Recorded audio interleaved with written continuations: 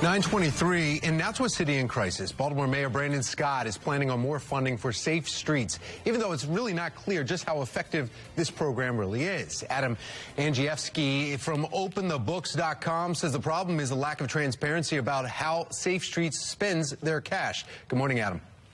Good morning, Tom. My first question for you, because a lot of people are getting criticism for this, especially the mayor, because people are saying, okay, he said he was going to be more transparent, show everyone on a website where the money's going. It's not that. We all know that he's planning on spending $22 million for this program. I think the criticism is now going, but why give that program the money? Show us how well this program is working, right?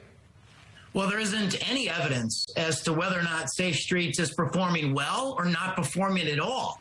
There's no annual audit on this. And we've called on Comptroller Bill Henry. Look, the citizens in Baltimore, they need a city watchdog. Bill Henry is the comptroller. He ran on it.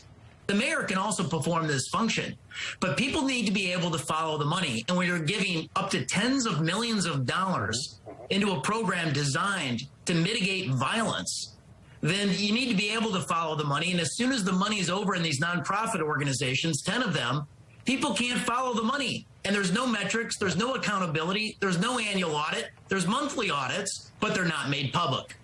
Yeah, and if you don't have the audits, I mean, as a business, even just as a small business owner, if you were to do something, you have to look at where you're spending the money to find out where the waste is going, just to help yourself perform better. So it's that step, and I get that step. So what would you do, though, because Safe Streets is such a unique program, very dangerous, and they have to keep their connections with the people that they're working with. They kind of, in order to have that relationship, they need to kind of keep it secret. So what would you recommend Mayor Scott do to say, okay, this is how you're going to quantify for each dollar spent, this is actually going in the right direction? Well, they need to come up with hard metrics. As you know, Baltimore is a fairly dangerous city.